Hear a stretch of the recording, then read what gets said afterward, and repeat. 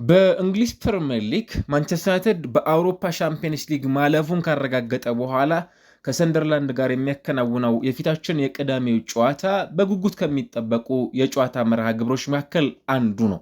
ምክንያት ካለን በመጀመሪያው ዙር በጣም ፈታኝ ከነበሩ የጨዋታ መርሃ ግብሮች መካከል አንዱ ነው። ነገር ግን ዩናይትድ ደግሞ ያንን ጨዋታ አሸንፎት እንደነበር እናስታውሳለን። ነገር ግን ከዚህ ጨዋታ በፊት አሰልጣኝ ማይክል ካሪክ ጋዜጣዊ መግለጫ ሰጥቷል። በጣም ወሳኝ የሚባሉ አንኳር ሀሳቦችን ብቻ እያነሳሳን ቆይታን እናደርጋለን። የክለቡ የጊዜያዊ አሰልጣኝ መሆን የቻሉት አሰልጣኝ ማይክል ካሪክ የአውሮፓ ሻምፒየንስ ሊግ አንዱ ሴኪር ማድረጋቸው ማለፋቸውን ማረጋገጣቸው አንድ ጉዳይ ሆኖ ሳለ ቀጣይ ደግሞ ከዚህ የተሻለም ጭምር በክለቡ በኩል የሚጠበቅበት የቤት ስራ እንዳለም ጭምር የሚጠበቅ ነው። 3 የመጨረሻ የእንግሊዝ ፕሪሚየር ሊግ የዚህ ውድድር ዓመት መርሃ ግብሮች አሉ። እነዛን ማሸነፍ ኤክስፔክት ይደረጋል ከዚህኛው የማይክል ካሪክ ቡድን። ከዚያ ባሻገር ግን ከዚህ ደግሞ ቻምፒየንስ ሊግ ከማለፍ ባሻገር ቡድኑ ተጨማሪ ስቴፖችን እንደሚጠብቁትም ጭምር የሚጠበቅ ነው። ከዛ ባሻገር አሁን በክለቡ በኩል ባለው በተለይም ደግሞ በተጫዋቾች በኩል ያለው ተነሳሽነት እሳቸውንም ጭምር እንደሚያኮራቸው ተናግረዋል። ተጫዋቾች ኃላፊነት የሚወስዱበት መንገድ፣ ክለቡ ወደ ታላቅነት ለመመለስ እየተጫወተበት የሚገኝበት መንገድ፣ ደጋፊዎች ከዚያ ባሻገር ደግሞ የጋራ በቡድን ውስጥ ያለው መንፈስ ከጊዜ ወደ ጊዜ የተሻሻለ እንደመጣም ጭምር የሚያሳይ መሆኑን አሰልጣኝ ማይክል ካሪክ ሀሳባቸውን አጋርተዋል። ከዚያ ባሻገር አሁን ባለው ነባራዊ ሁኔታ ስለ ማይክል ካሪክ የወደፊት ቆይታን በተመለከተ ጥያቄዎች መነሳት ጀምረዋል። አንዳንዶች እንደሚናገሩት ከሆነ አሰልጣኝ ማይክል ካሪክ የማንቸስተር ዩናይትድ የረጅም ጊዜ የቡድን አካል መሆን የለበትም ጥያቄዎች ይነሳሉ።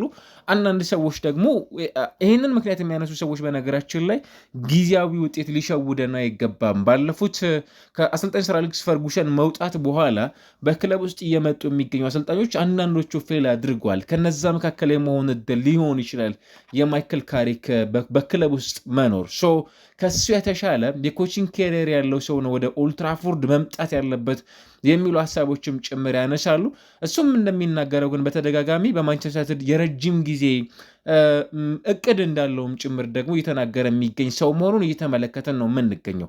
ይሄ ቆይታው ምናልባትም በማንቸስተር ዩናይትድ የምርም ለረጅም ጊዜ በክለብ ውስጥ የሚያቆየው ኮንትራት መፈረም እንዲችል የዩናይትድ በዚህ ሰዓት ላይ ክለቡን በአመራርነት እየመሩ የሚገኙ ሰዎች ያንን እድል ያመቻችለታሉ የሚለው በጉጉት የሚጠበቅ ይመስለኛል። ሰር ጂም ራትክሊፍ ከዚያ ባሻገር ደግሞ የክለቡ ስራ አስፈጻሚ የሆኑት ኦማር ቤራዳ በተመሳሳይ በክለብ ውስጥ የሚገኙት ደግሞ ስፖርቲንግ ዳይሬክተሩም ጭምር ይህንን በማድረግ ደረጃ ቴክኒካል ዳይሬክተሮችም ጭምር ይህንን በመወሰን ደረጃ ክለቡን በማይክል ካሪክ ስር እንዲመራም ጭምር የሚያደርገውን የቤት ስራ ይወስዳሉ፣ ኃላፊነት ይወስዳሉ የሚለው ጉዳይ በጣም ከሚጠበቁት መካከልም ጭምር የምናነሳው ጉዳይ ነው እና ማንቸስተር ዩናይትድ በእንግሊዝ ፕሪሚየር ሊግ ይህንን ጨዋታ ከማከናወኑ በፊት ሌላው በዚህ ሰዓት ላይ የተነሱ ከሚገኙ ርዕሰ ጉዳዮች መካከል አንዱ ሆኖም እየተመለከተ ነው የሚገኝ ጉዳይ ነው። ታዲያ ለማንቸስተር ዩናይትድ ስቲል ጥያቄዎች መነሳት ይቀጥላሉ ማለት ነው። ምናልባትም በዚህኛው የማይክል ካሪክ ቡድን ስር ማለት ነው ከሰንደርላንድ ጋር የሚያከናውነው ጨዋታ በጣም ወሳኝ ከሚባሉ የጨዋታ መርሃ ግብሮች መካከል አንዱ ነው። አንደኛው አሰልጣኝ ማይክል ካሪክ በኤፍኤ ካፕ የወጣቶች ዋንጫ የፍጻሜ ጨዋታ ላይ ቅር መሰኘቱንም ጭምር በዚህኛው የጋዜጣዊ መግለጫ ላይ ሀሳቡን አጋርቷል።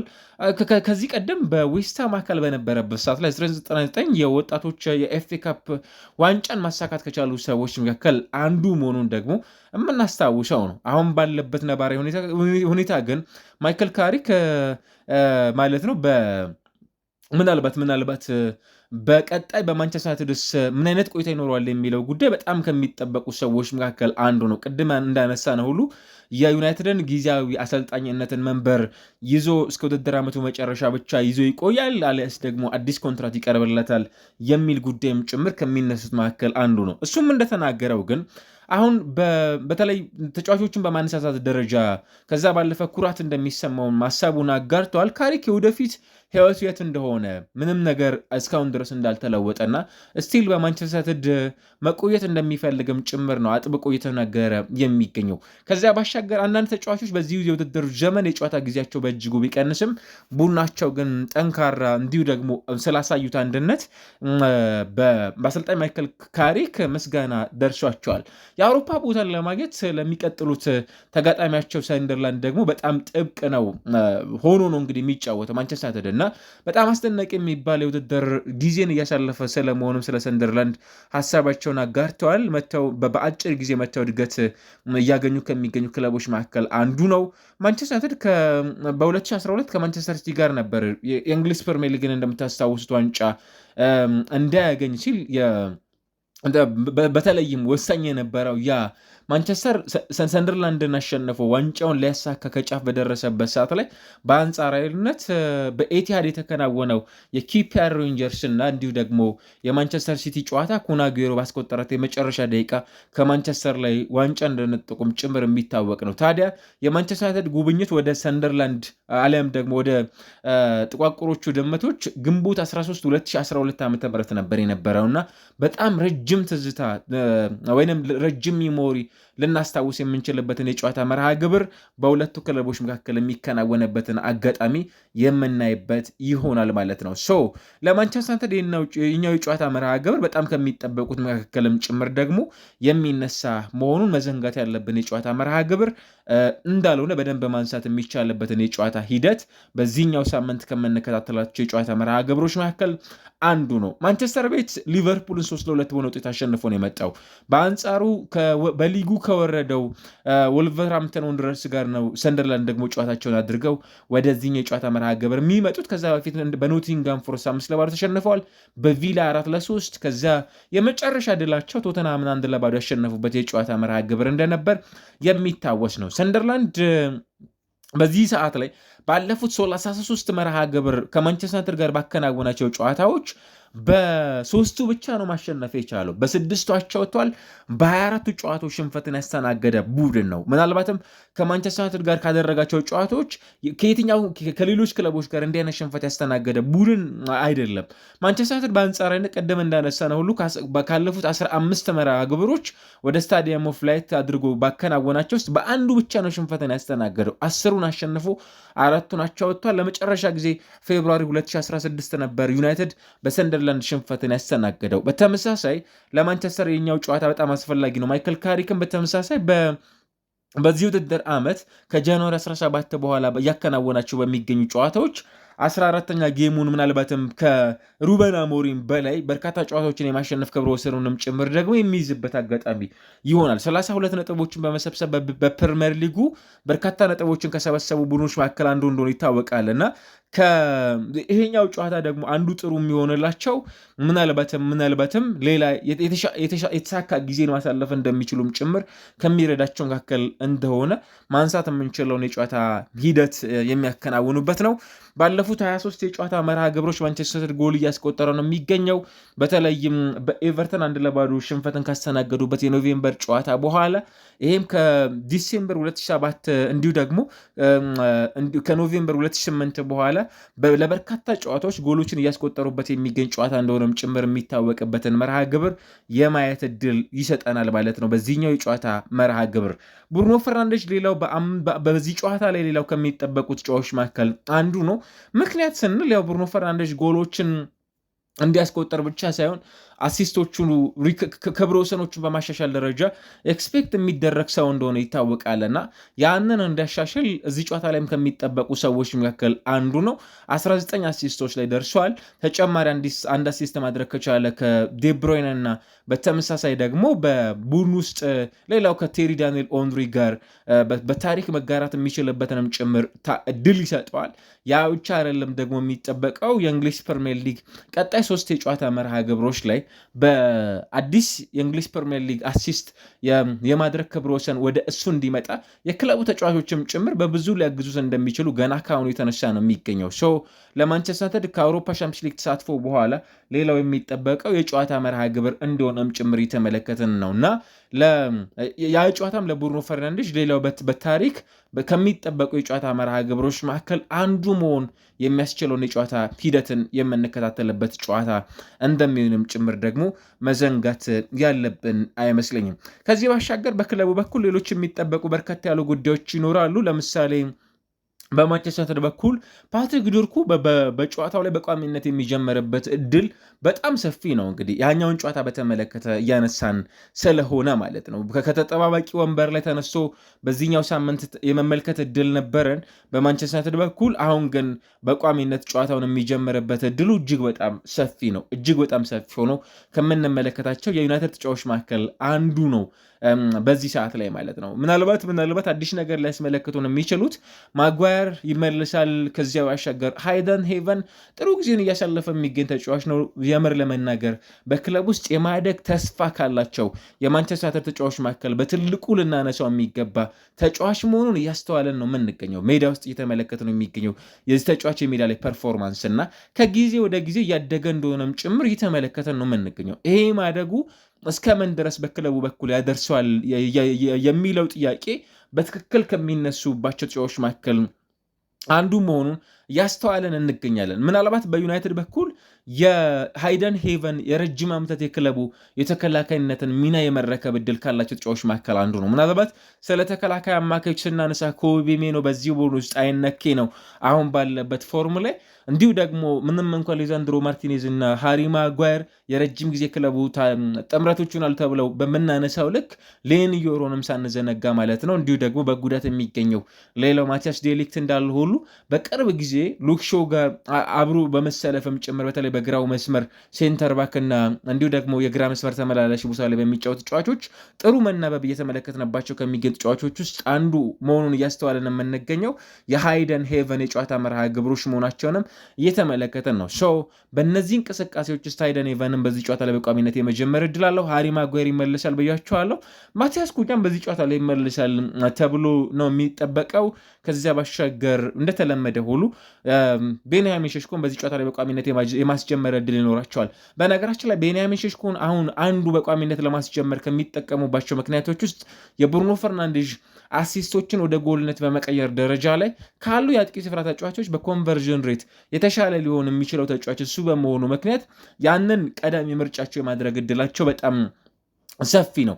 ምናልባት ለአዳዲስ ተጫዋቾችም ጭምር ደግሞ አሰልጣኝ ማይከል ካሪክ የማሰለፍ ድፍረትንም ይወስዳሉ። በነገራችን ላይ በክለቡ በኩል ማለት ነው ያንን የማየት እድል እንደሚኖረንን ጭምር የሚጠቁሙ የጨዋታ መርሃ ግብሮች ይሆናሉ። ከዚህ በኋላ በሚኖሩ የክለቡ የመጨረሻ የጨዋታ መርሃ ግብሮች አንዳንድ አሰልጣኞች ልክ የሚጠበቅባቸውን ቶርናመንት ማለፋቸውን ካረጋገጡ በኋላ ለወጣት ተጫዋቾች በክለባቸው ብዙ የመሰለፍን እድል ላልተሰጣቸው ተጫዋቾች ያንን አይነት የጌም ታይም በመስጠት ብዙ ጊዜ የሚነሱ ተጫዋቾች እንዳሉ ይታወቃል። አሰልጣኝ ኤሪክ ቴን ሃግ ምንም እንኳን ሙሉ ለሙሉ እንዲያ ነው ማለት ባንችልም አሁን በክለብ ውስጥ አይነኬ ነው ብለን ለምናነሳው ተጫዋች ኮቢ ሜኖ ማለት ነው ያንን የመጫወቻ ጊዜ የሰጡት አሰልጣኝ እንደሆኑ ይታወቃሉ።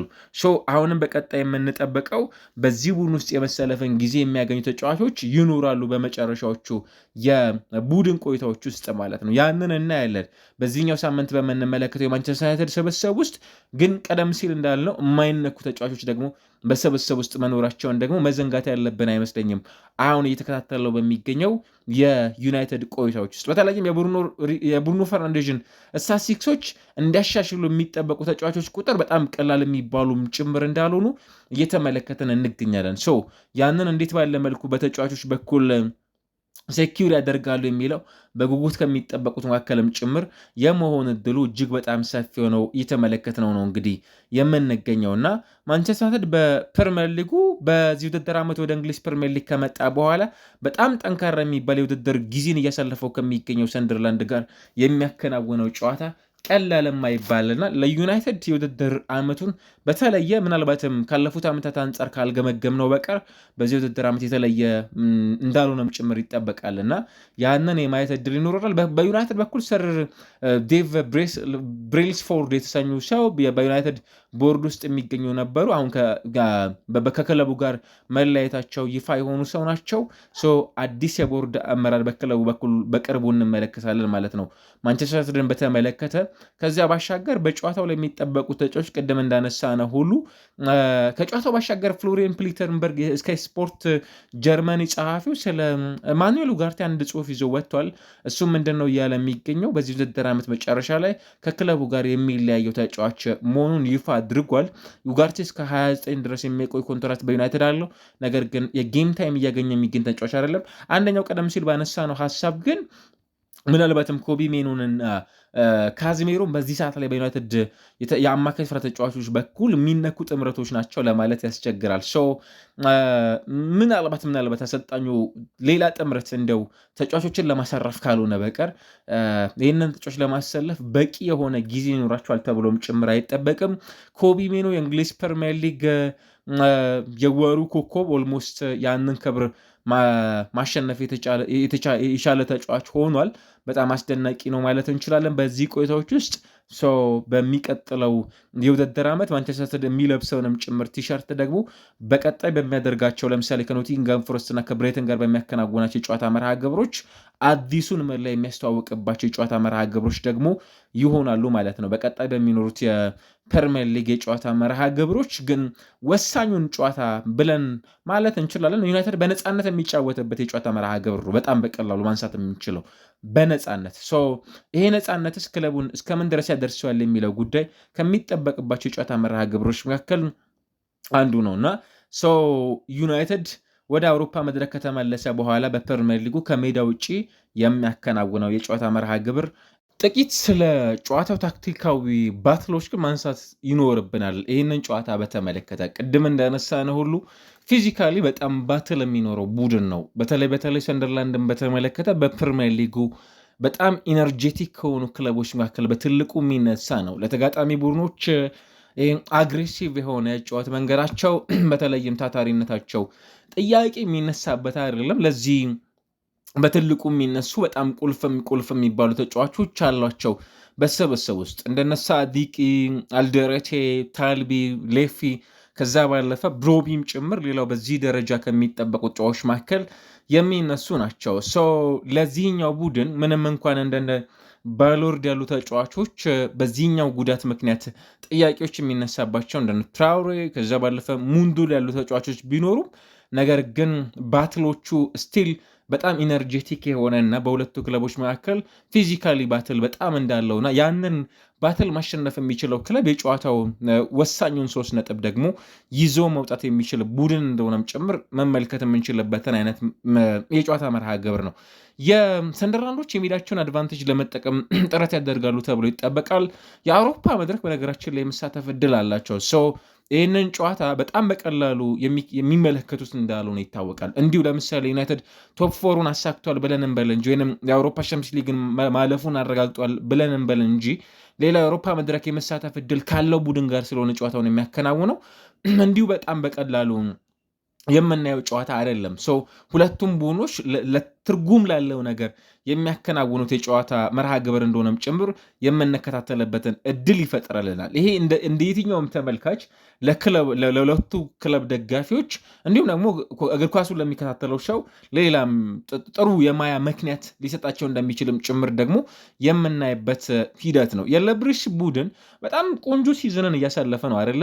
ምንም ጥያቄ የለውም። በጣም ልምድ ባለው ግራኒት ዣካ ቡድኑ እየተመራ አስደናቂ የሚባል የውድድር ዘመንን እያሳለፈ ነው የሚገኘው። እስካሁን ድረስ ባላቸው ቆይታ መጥፎ የሚባል ሲዝን አይደለም እያሳለፈው የሚገኙት። ልክ እንደነ የፊት መስመር ተጫዋቻቸው ብሪያን ብሮቢ ያሉ ተጫዋች ሌላው በዚህ ውድድር ዓመት በጣም ጥሩ ጊዜን እያሳለፈ ነው የሚገኘው። በጣም ስትሮንግ ናቸው፣ ፋይት ያደርጋሉ በእያንዳንዱ የኳስ ሂደት ላይ። ያንን ሊያስመለክቱ ነው የሚችሉባቸው አማራጮች በጣም ሰፊ ሆኖም ጭምር እንመለከታለን። ብሮቢ 6 ጎሎችን አስቆጥሯል። እንግዲህ ይህም ለዚህ ቡድን ሌላው ጥሩ ሊባል የሚችል ይመስላል አይደለ? በዚህ የውድድር ዘመን ቆይታ ከተመለከትናቸው ውስጥ 24 ዓመቱ ላይ ነው ገና የሚገኘው። ደግሞ በጣም ተስፋ ከሚጣልባቸው ተጫዋቾች መካከል የመሆን እድሉ በጣም ሰፊ ነው እና በዚህኛውም ጨዋታ ላይ ሌላው በጣም አስደናቂ የመሆን እድሉ በጣም ሰፊ ነው። በዩናይትድ በኩል ስለ አታኪንግ ፍሌየሩ አሁን ስለ ማጥቃቱ ይበልጥ በደንብ እያወራን ነው አይደለ? በተለይም በቅርብ ጊዜ የተመለከትናቸው በሚገኙ ጨዋታ መርሃ ግብሮች አክቹዋሊ በቅርብ ጊዜ አይደለም ከማይክል ካሪክ መምጣት የጃንዋሪ ቆይታዎች በኋላ እና ይህም ጎሎች ሊኖሩት የሚችሉበት የጨዋታ መርሃ ግብር የመሆኑ እድሉ በጣም ሰፊ ነው። የካሪክን ክላሲክነትን ከሚያስመለክቱ የጨዋታ መርሃ ግብሮች መካከል ልናየው እንችላለን አንዱ ማለት ነው። ወደ 4-2-3-1 የጨዋታ መርሃ ግብር ከመጣ በኋላ የዚህ ውድድር ዘመን የዚህ ቡድን ቁልፍ የሚባለውን ባትል ከሚያሸነፍባቸው የጨዋታ መርሃ ግብሮች መካከል አንዱ ሊሆን የሚችልበት እድልን ይፈጥራልና በጣም አስደናቂ የሚባል የጨዋታ ሂደት ሊሆን እንደሚችልም ጭምር የሚጠበቅ ነው። ማንቸስተር ከሰንደርላንድ ብዙ ጨዋታዎችን ካከናወኑ እንግሊዝ ፕሪሚየር ሊግ ክለቦች መካከል የሚጠቀሱ ናቸው። 146 ጊዜ ተገናኝተው 66ቱን ዩናይትድ አሸንፈዋል፣ 38ቱን አቻ ወጥቷል፣ 42ቱን ሰንደርላንድ አሸንፏል። ዩናይትድ ይህንን ጨዋታ ሌላ የማሸነፍ እድል ይፈጥርለታል ወይ ከሊቨርፑል 3-2 ውጤት በኋላ የሚለው የሚጠበቅ ነው። ከዛ ባለፈ የመጀመሪያ ጎል የሚያስቆጥረው ቡድን በጨዋታው ላይ እድለኛ የመሆን እድለኛ ሊሆን ይችላል። በተለይም ጨዋታውን ለማሸነፍ በጣም የበለጠ ፌቨራይት የመሆንን እድል ወይም አድቫንቴጅን የሚሰጣቸው ክለቦች መሆናቸውንም ጭምር ደግሞ የሚጠቅስ የጨዋታ መርሃ ግብር ሆኖ ልናገኘው እንችላለን። በዚህኛው ሳምንት ከሚከናወኑ የሁለቱ ቡድን ቁልፍ ከሚባሉ የሜዳ ላይ ዲፓርትመንቶች ውስጥ ማለት ነው። ያንን እናይበታለን በዚህኛው የጨዋታ መርሃ ግብር። ቅድም እንዳነሳ ነው ሁሉ ለምሳሌ በሰንደርላንድ በኩል እንደነ ሲሞን ሞን፣ ሮሜን ሙንድል፣ ቤርትራንድ ትራውሬ እና ኒልሰን አርጎሎ ያሉ ተጫዋቾች በጉዳት ምክንያት ወደዚህ መርሃ ግብር አይመጡም። በዩናይትድ በኩል የማቲያስ ዴሊክት ጉዳት ነው ስቲል አዲስ ነገር ያለው በክለቡ በኩል።